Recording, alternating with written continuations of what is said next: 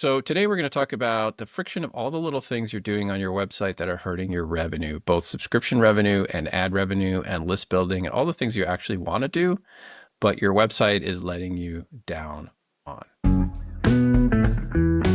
Welcome to the Paywall Podcast, where we discuss paywalls and paywall strategies for news and magazine publishers.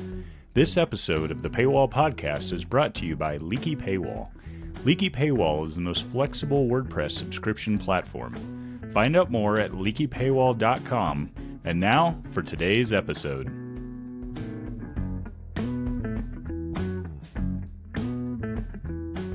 This is a bit of a follow-up to a previous podcast, 10 Reasons Your Website's Annoying People or something like that. I don't remember what the title is. But anyway, welcome, Tyler. Glad to have you back. Yeah, thank you. Tyler from Newsletter Glue is here, the newsletter expert of the day, of the year, of the decade. Okay, so let's just jump into this. And this is going to be a bit of like a homework assignment if you're listening to this and you're running a news or magazine publication.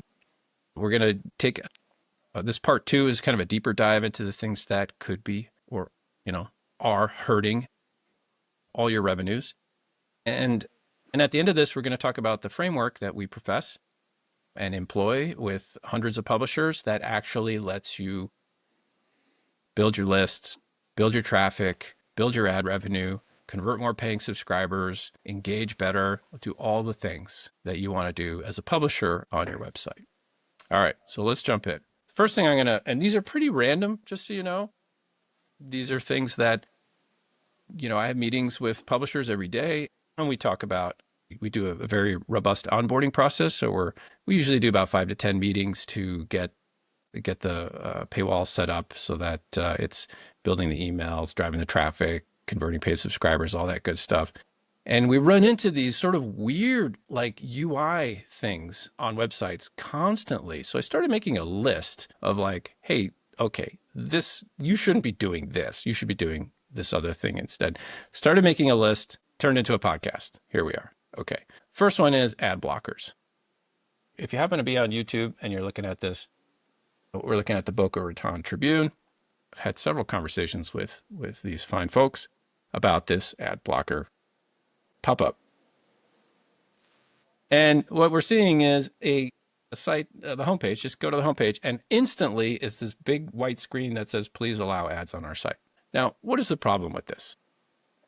Keep in mind, this is a subscription-based publisher, right? Like they're trying to get me as a reader to give them money, and yet they're throwing this like ad screen in my face. What do you think, Tyler? It's not exactly the most inviting experience because I would imagine, I don't know how many people use ad blockers in their browser, but I would assume it's a pretty high number.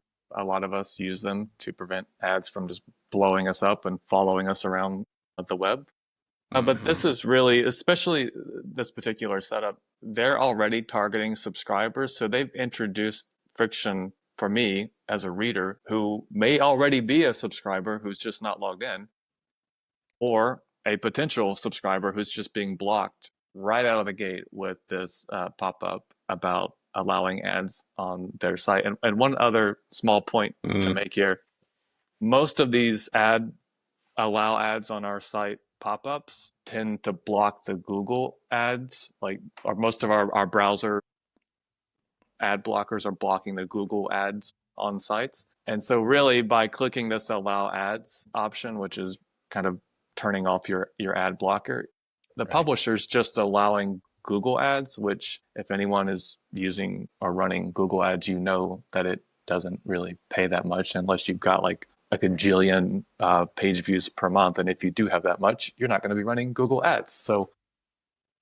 I would highly recommend not taking this approach if you can tell by my thoughts. Yeah. So the number I've heard is a little over 40% of people run ad blockers in their browsers, something like that. So there's a pretty big cohort of people that are saying, no, thank you. And yet you're forcing this down their throats. And the bottom line is that you'll just drive people away. So you'll never get a chance to engage them. B, getting them to cough up an email, no less a paid subscription is a harder pill. It's like, and your point about, I didn't even think of this, but your point about like, I'm already a paid subscriber. I'm just trying to get to the news, and you're not only do I have to log in, but I got to get past this garbage. Sorry, that's a deal breaker. So anyway, and you have to do a lot of work to, click the ad block plus or whatever you're using and turn it off and refresh the page. Or, oh man, you're making your reader do a lot of work to get to Yeah. content that you're gonna lock down at some point anyway. So Right, right. And for what reason other than just showing some ads that are going to make you pennies, you know, on the right. return when you should be focusing on collecting that user's email address, which I would argue could be worth hundreds of dollars or more Mm. should they ever convert to a paid subscriber. So there you go. Bingo. Yeah. All right. That's great. Okay. Next one. Again, kind of random, but this is something you should be looking at your website. Is your CAPTCHA working on your site? Is it too aggressive and stopping people from signing up? So part of the when you get into paid subscriptions, you should be doing two things. One is, of course, you're selling a paid subscription and you have a CAPTCHA on that, but you also should have a free registration to capture and build your email list, which we'll talk about at the end a little deeper. And that sometimes what we find is CAPTCHAs will get in the way of an actual registration.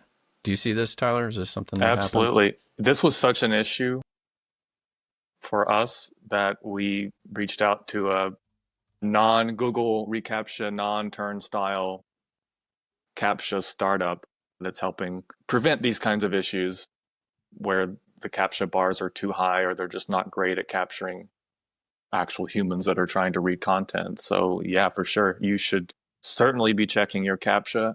It could be reducing not only your free registration signups, but it could be hurting your conversions on the other side of that. So you should be checking it everywhere to make sure that it's working.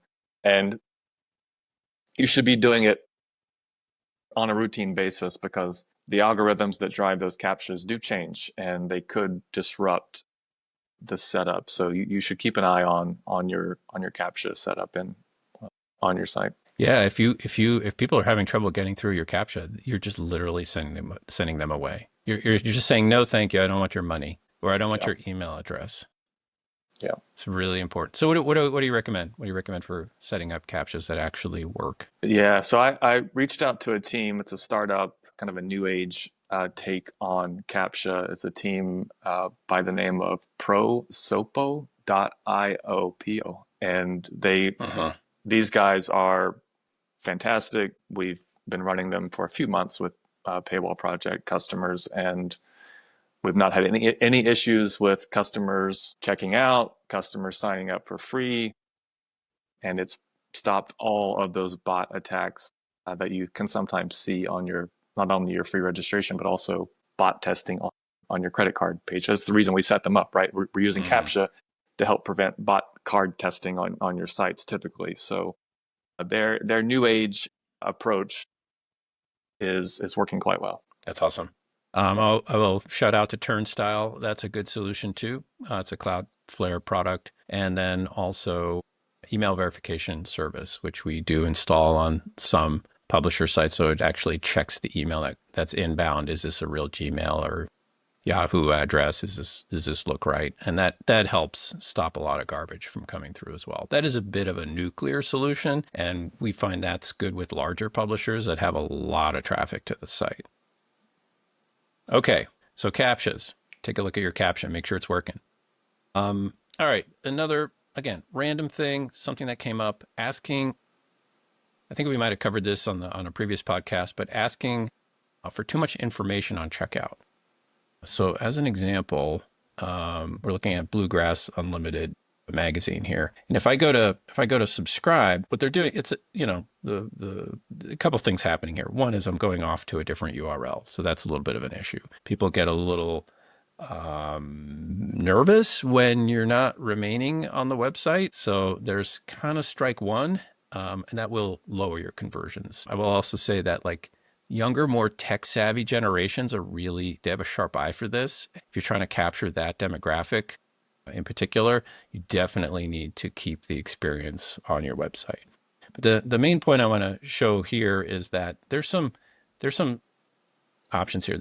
There's print subscription and digital subscription. So if I select the digital only subscription, I am presented with address information. I need the city. I need the zip code. I need the state. I need the country. So this form isn't giving me just sort of the bare minimum fields that I need. It's giving me kind of the legacy print information, even though I'm just signing up for a digital subscription. What do you think, Tyler? Does this hurt? Definitely. So if you're offering a print subscription, yeah, totally, you're going to have to ask for an address. That's to be expected. But if you're also offering a digital only type subscription and you're still asking for the address, you are hurting your conversions out of the gate because of all of the information that's required to do that. So what do you really need with a digital only sign up? Maybe their name, their email, and their credit card. But you don't need all this information. If you need their address, you need all Yeah. this information, do it after.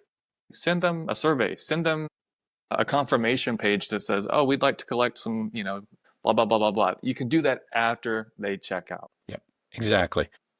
One of the things that happens is for every extra field that you display that someone has to fill out, it lowers your conversion rate by a small percentage. So each additional field that you add, and I would say for a digital subscription, you don't need company, that's 1. You don't need address, that's 2. You don't need city, that's 3. You don't need country, that's 4. You don't need state, that's 5. And you don't need zip code, that's 6. That's 6 additional fields. Each one is killing your conversion percentage by a touch. And the other thing too is I might simply refuse to provide my address information to sign up for a digital subscription. Like, this is a privacy issue too. Like, why do you want my address? I'm not giving up my street address, my mailing address to this publication so it feels almost a little suspicious. I don't want to get too dramatic here, but for sure. And it's also not that common in other like streaming services and other digital products. We're not used to having to give up an address for that kind of stuff. So when a website's asking for all of this information just simply for a digital subscription to access content, it's a bit of a high bar and kind of raises some, let's say, yellow flags for your potential subscribers. Yeah, for sure. And by the way, if you are Bluegrass Unlimited, just get in touch and we can help you set this up so that you don't have to provide this address information on the digital checkout. Okay, next, random UI piece. So a couple of weeks ago, we were onboarding a news publisher, very concerned about content theft off their website, as a lot of publishers are. You work hard to produce content and you don't want people to steal the content and republish it as their own. There's now AI to worry about as far as content, grabbing content and all that. So what they have done, and this has been running for quite a long time, is disabled right click on their website. So you can't right click and do the quick copy text thing off their website, thinking that was a way to protect their content. Tyler, what do you think? Seems a bit unnecessary, honestly. I mean, given that anyone can screenshot your content and, Right. And there's ways around those right clicks. Those are, I would say those are old tactics from the early 2000s that were deployed to prevent these kinds of things, but they're not that effective. If someone wants to distribute your content and share it with someone else, they're going to do it regardless of whether they can, right click or not. Yeah. One of the things, I mean, the AI will scrape your HTML. So it doesn't matter what you're disabling on the front end. If you're displaying web content, then it's there. Anybody who's a coder can just grab the content off the HTML if they're scraping it. Yeah. The other thing too is that you get in the way of password pastes. So if I'm logging, a lot of people will literally paste they'll copy it from another source and they'll paste it into which I think we all do from time to time. Even with a password manager, you got to sometimes do that.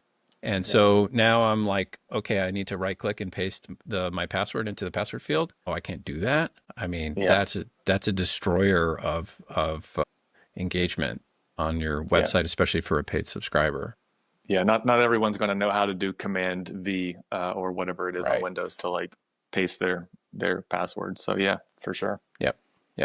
The other thing too, I was told, well, it hurts accessibility. So if you're relying on tools because you're visually impaired, as an example, and you can't run your normal tools to read the content, that's a problem.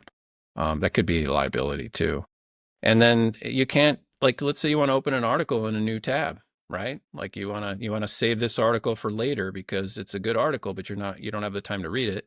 So you're just going to open this and you can't even do that. I mean, don't do it. Yeah. Okay. All right. Next random piece, requiring strong passwords for subscriptions that are hard to remember. So depending on the CMS that you're using, we work in the WordPress world. Sometimes strong passwords get enforced by, let's say, WordPress, and you want to not do that. You want, for a paid subscription, you want people to be able to use their simple, not super secure passwords. It's not going to make a big deal because it's just paying for content access. There's no real risk on that side. And you want to make it convenient for folks. There are some plugins available for WordPress that remove that requirement and let you use really any simple password that you want. So if you are requiring long, complex passwords to register or to pay for a subscription, probably want to stop doing that right away. Yeah, you could check if you're using WordPress, check any of your security plugins. Oftentimes they will allow you to disable that for the subscriber role. So yeah, you certainly don't need that. And another point, if you are using something like Leaky Paywall, all of the really sensitive data, like the credit card data, all of that stuff's living in Stripe anyway. So if someone ever did hack a subscriber's account, the most they would see is their email address and whatever is in that account. You would never see the sensitive credit card data that a hacker would be after. Exactly. Next random thing. So working with another news publisher, and they were teasing their premium articles. They were set up so that they were locking down some premium articles, and then they had sort of their free content. And since then, they've been changing that. But the way they approached it is they would have like a teaser text, and then they'd have a read more button for their premium article. So you'd have to read the teaser text and then click the read more to go and read the rest of the content.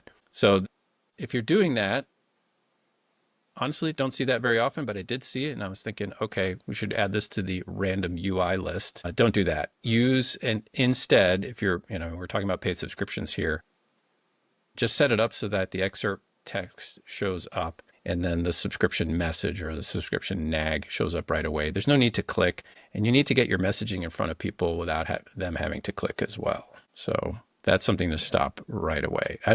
This used to be a thing I remember back in the day, this used to be a thing to measure engagement on an article. Yeah. Like you would read a certain amount of the text and then you'd hit the read more button or link and you click that to read it. And then that would send some data to Google Analytics. And then the publisher would know, oh, this long article got a lot of engagement. Right. I think that was the original intention. Yeah. I think some publishers also did it to get their ads to be a bit higher up in the placement. So like if there's a tiny little excerpt and then there's a read more button, the ad would be nearby that read more button, and so it would be visible and getting eyeballs and then therefore generating some revenue. But again, we go back to ads. I don't want to go on a tangent on that, but it's not worth the payout that you're seeing from that for the disruption that you're causing to your. Yeah. If you're gonna disrupt, ask for an email address, right? Yeah. Like get them to register on that article so they can read that article, and they'll give you an email address, and then that email address is worth infinitely more than any kind of an ad view. For sure. Yeah. And regardless of whether they ever subscribe, like I tell publishers that all the time, like this isn't about getting 100% of your free subscribers to pay. This is about building a list. The list you can advertise to. There's a number of ways to convert this. So yeah, the email address is worth way more than absolutely than the ad. Anyway, building the list. One thing. Hang on a second. Okay. Just a quick mention, social icons, get them off your header of your website, please. You can see here on the Boca Raton that there's some Facebook and X and whatever icons here. You want to keep people on your site. You want to get them to engage, give you their email address, pay for a subscription, view your ads, do all the things that you want them to do. Why would you give them a Facebook icon to click and go away from your site and never come back? Don't do that. If you have to have social icons, just move them into your footer. So if somebody's actively looking for your Facebook page, okay, that's a motivation. Great. They'll scroll to the footer, they'll find it, they'll click on it, and then they'll follow you there. That's fine. But I can't tell you how many publishers I see with social icons plastered everywhere, just leaking traffic off. Okay. Yeah. Next one. Ooh, let's see. If you're displaying an opt-in for your newsletter, like this is pretty typical. You'll go to a news publication and there'll be a sidebar and it says, hey, join our newsletter. Or there'll be a pop-up right away, kind of like the way this ad blocker pops up, and it'll say, join our list, right? If you're doing that, you're doing it wrong. If you're doing that, what you're doing is you're asking for an email. Please, please, please give me an email, get our newsletter. That's not the way to do it. What you want to do is your content is your superpower, and you need to leverage your content with a free registration so that you require the email address in order to read more content. I know this is something that we literally revolve our entire publisher's entire marketing strategies, digital marketing strategies around, because it works. So don't annoy people when they come to the website. Give them an article. Let them read a full article without any hassle. But when they go to the second article, require an email and password, a registration to read that second article.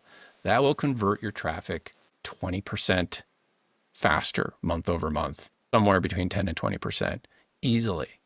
And you'll grow your list, which is going to be responsible for driving more traffic. So if you're asking for a newsletter, stop asking, require it. Asking for an email. Did I say email?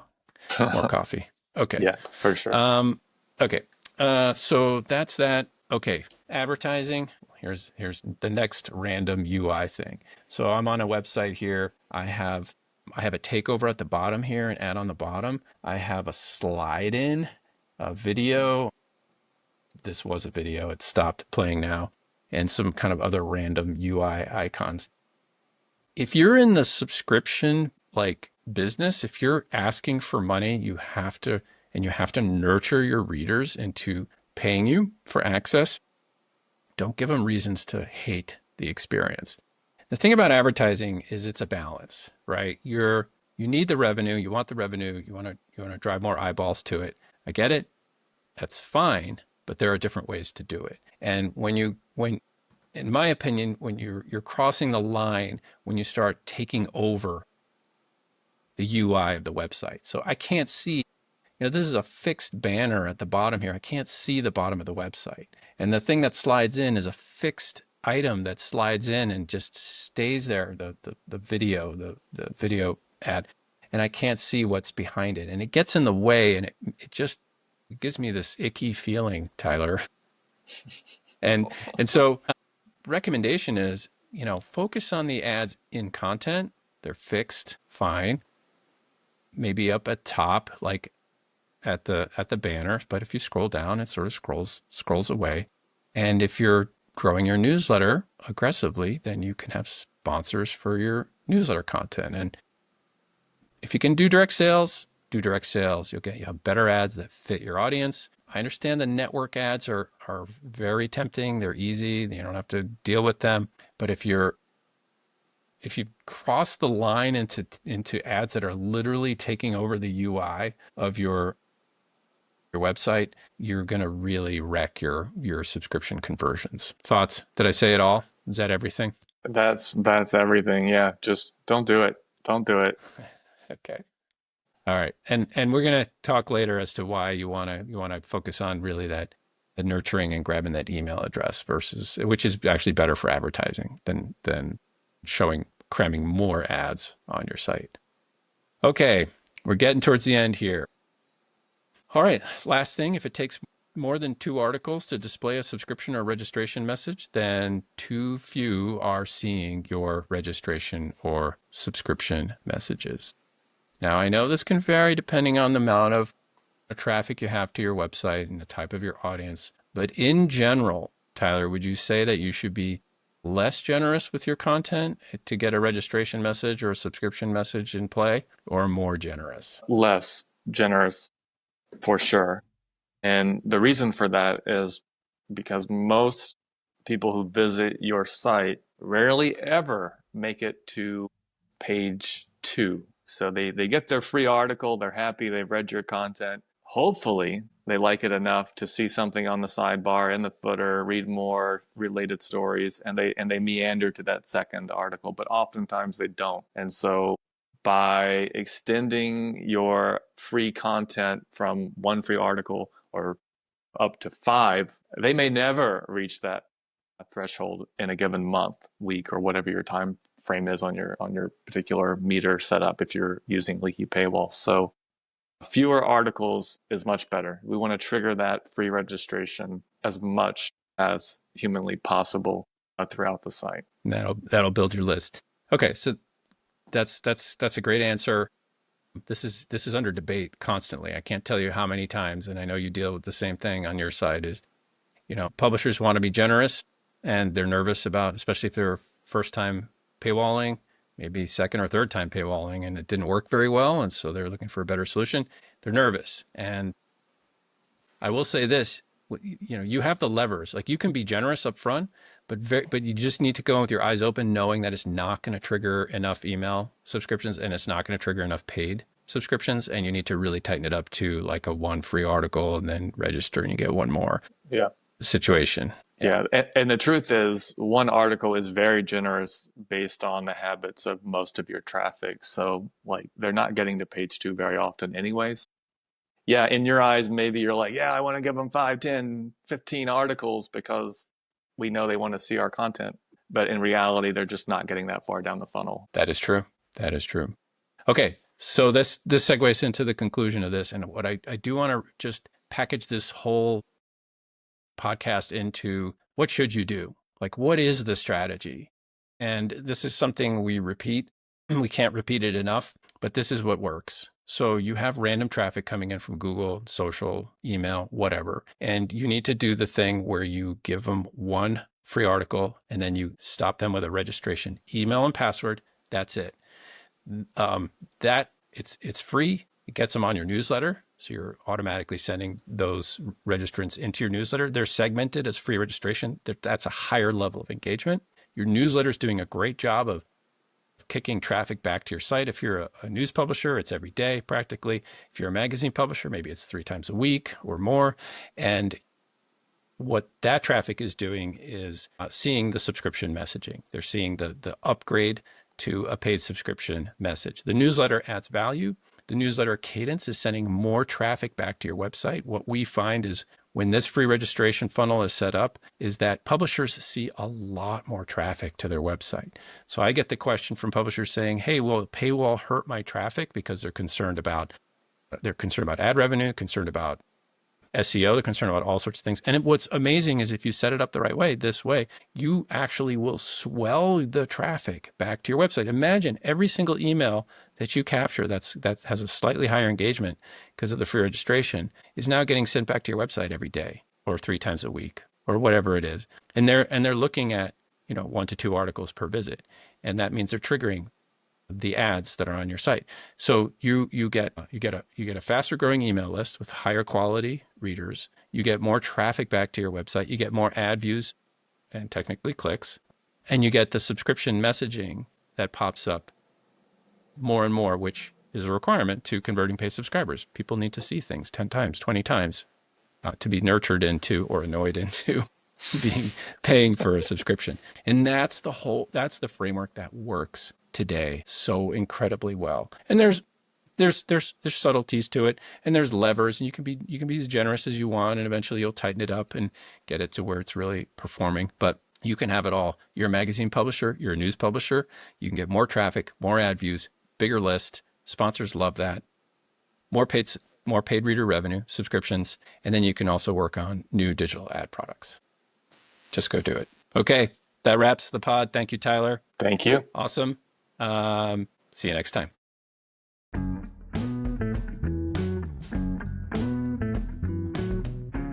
Thanks for listening to the Paywall Podcast. If you'd like to get in touch to discuss subscription strategy, go to leakypaywall.com. See you next time.